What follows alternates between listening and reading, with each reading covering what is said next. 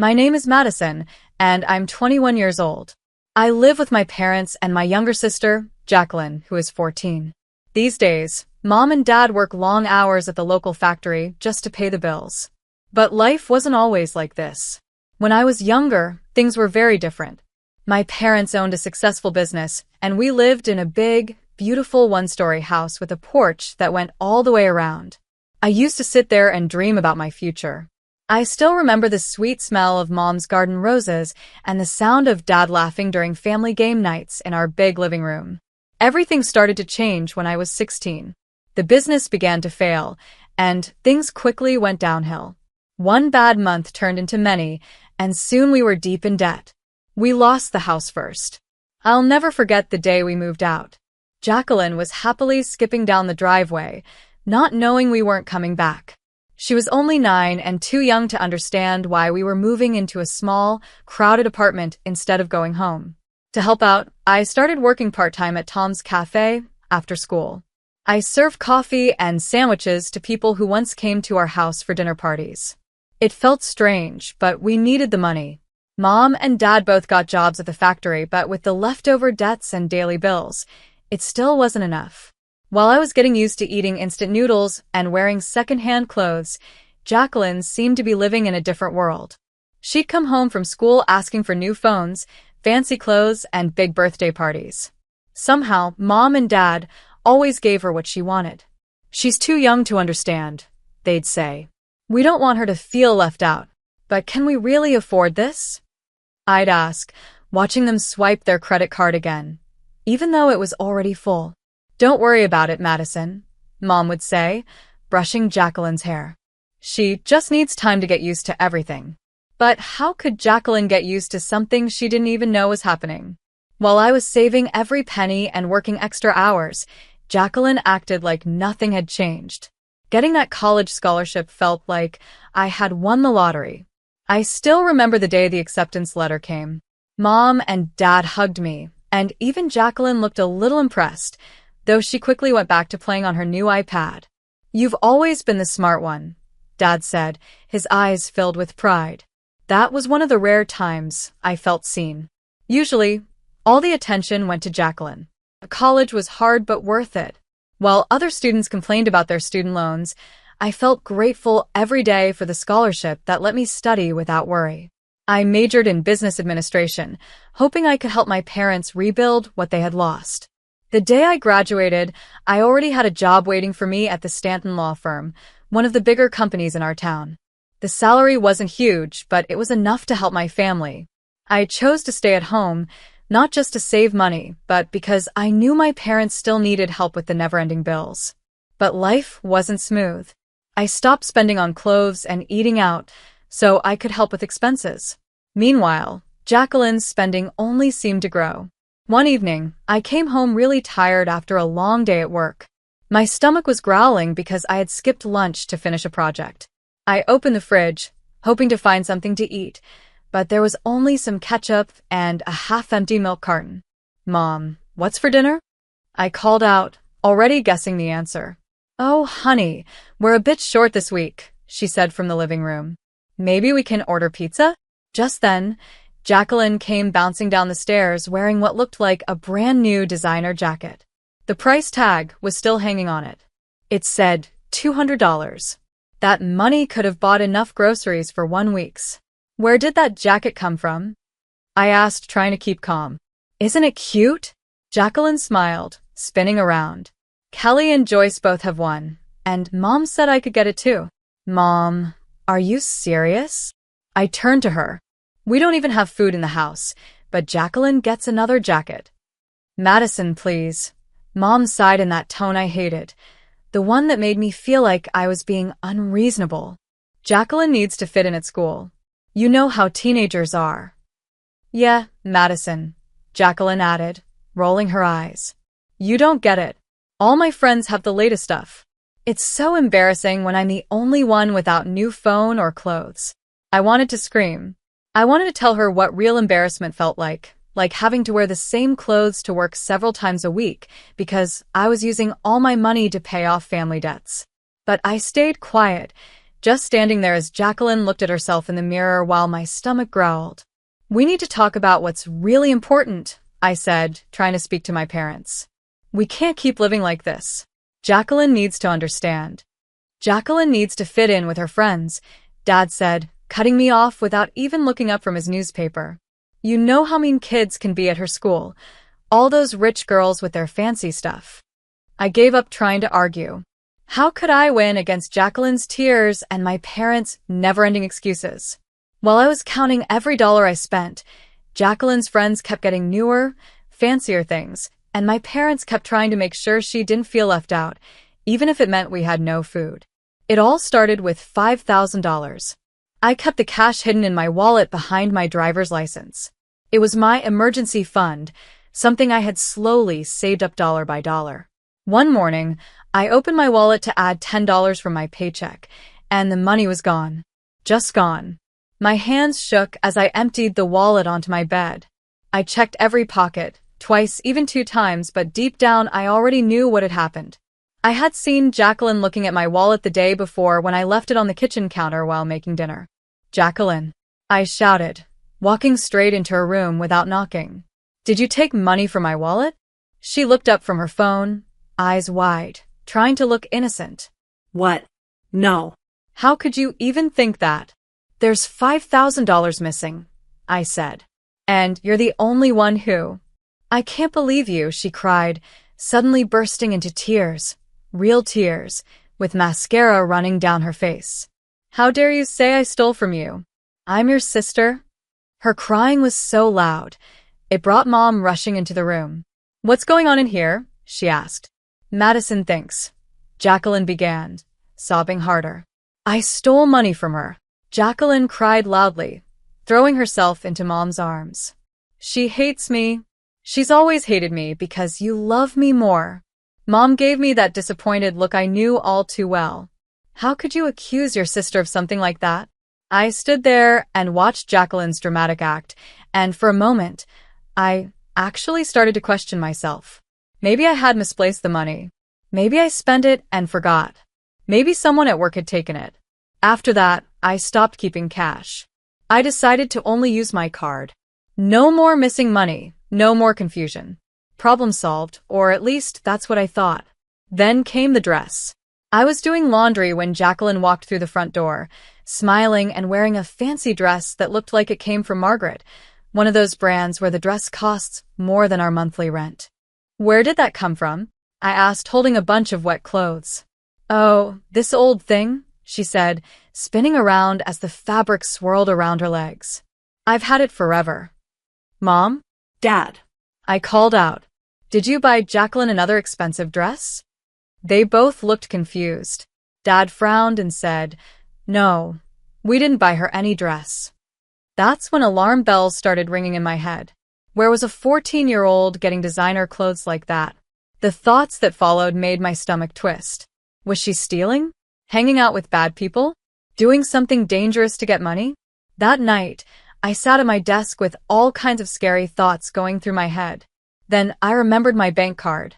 With shaky hands, I logged into my online bank account and asked for a full statement from the past month. 1 day later, I got it in my email. 3 charges stood out right away.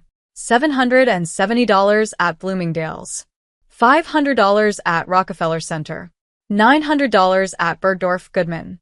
Each one had details listed: a size 3 cocktail dress, a medium blouse, size 5 shoes. All of them were Jacqueline sizes. All her favorite brands. All her new clothes. My stomach dropped. Over $2,170 gone. Jacqueline hadn't just taken money from my wallet. She had been using my credit card the whole time. The new dress wasn't stolen from a store or given to her. It was bought with my money. And I hadn't even noticed. I found her in her room, trying on one of the new outfits. My outfit, technically, since I paid for it. "Nice dress," I said, leaning on the doorframe. "Bergdorf Goodman, right? About $900? She froze in the middle of spinning, but only for a second.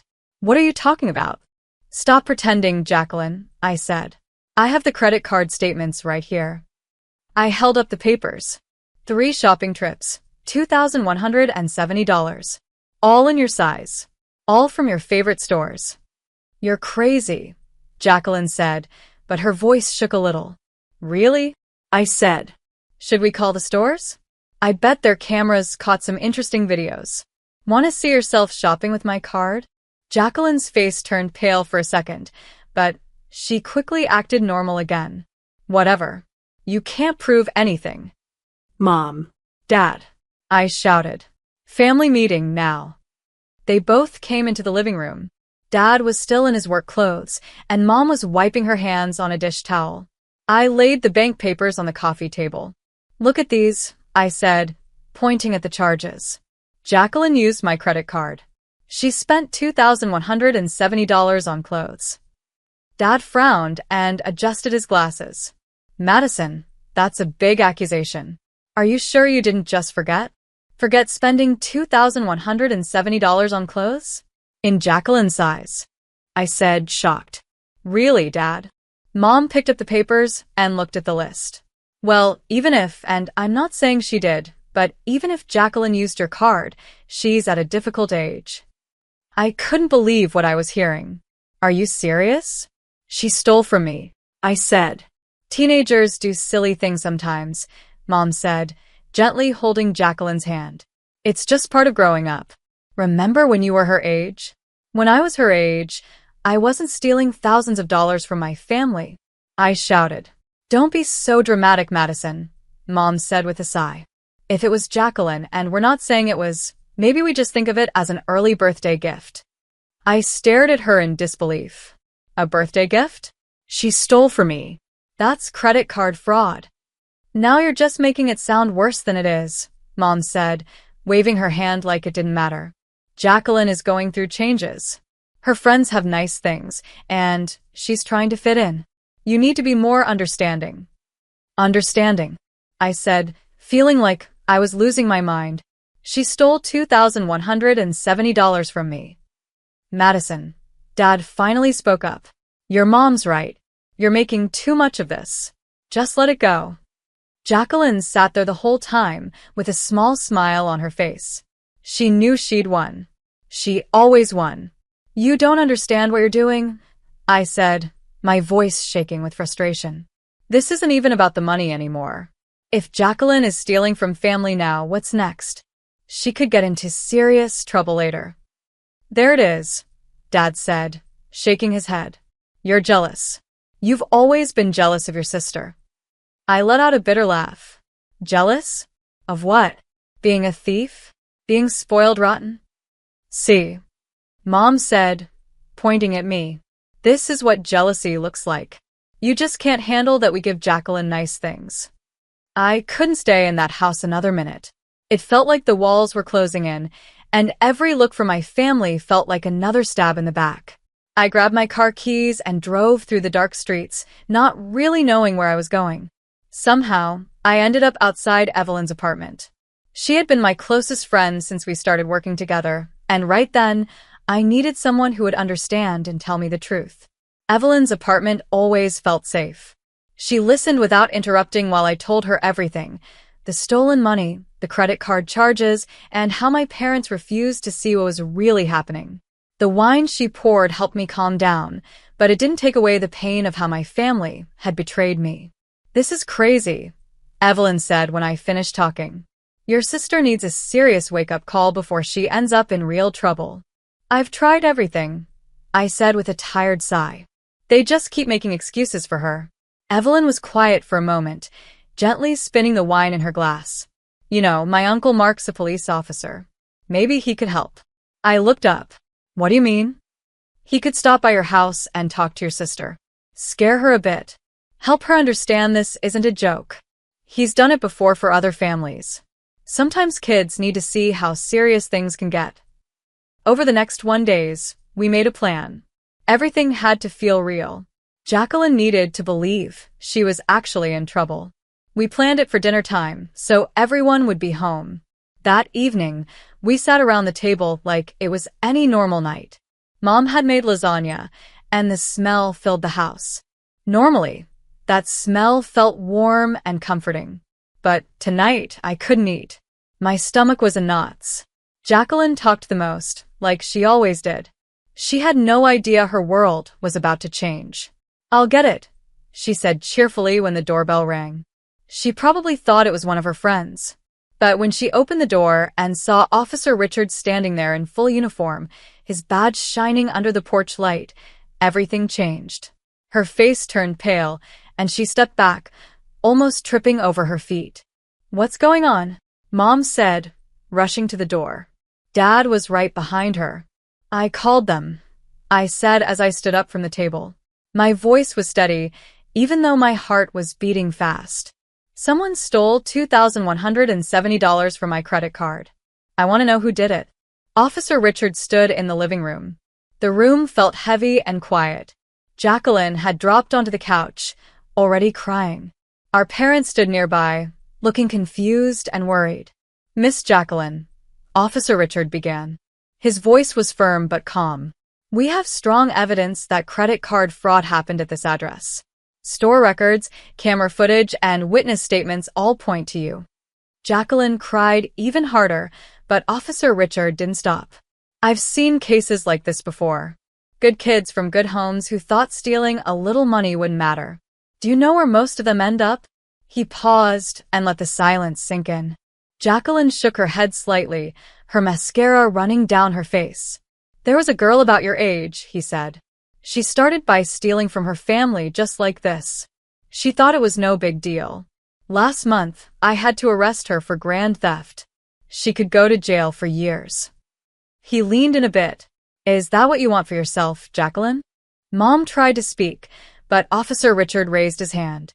"Ma'am, your daughter needs to understand how serious this is. Credit card fraud is a crime. Right now, we can handle this in the family if the money is returned and this behavior stops right away. But if it doesn't," he let the warning hang in the air. I watched from the doorway as Jacqueline broke down under the pressure. She was finally facing the truth. When Officer Richard left, I thought my parents would finally see things clearly. I hoped they'd understand why I was so worried about Jacqueline. But I was completely wrong. As soon as the door closed, Mom turned on me with anger I had never seen before. "How dare you?" she screamed. Her face was twisted with rage. "How could you bring the police into this house?" I stepped back, shocked. Mom never used that kind of language. "She's 14, Mom shouted. "She's just a child, and you brought the police to scare her? What kind of person does that?" "I was trying to help her," I said quietly. "She needed to see." "You weren't trying to help anyone," Mom snapped. "You're just jealous. You've always been jealous of Jacqueline. You're a selfish, ungrateful girl." Dad, who had been silent until now, stepped forward.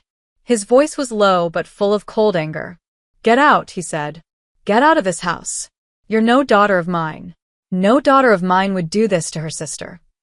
I looked at both of them, Mom, red with anger, Dad, cold and distant, and then at Jacqueline, who now wore a small, smug smile behind her tears.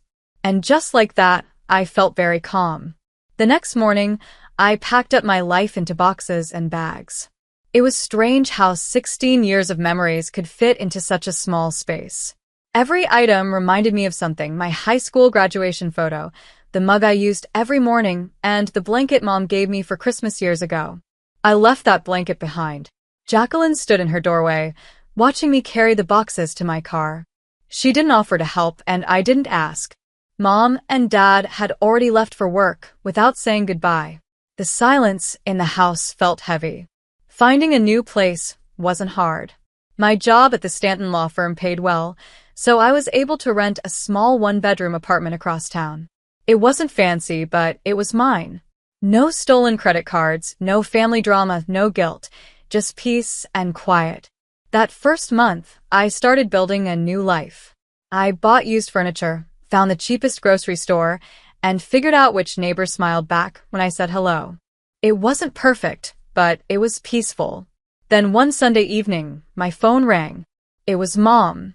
"Madison," she said, her voice softer than last time, "your father and I have been talking.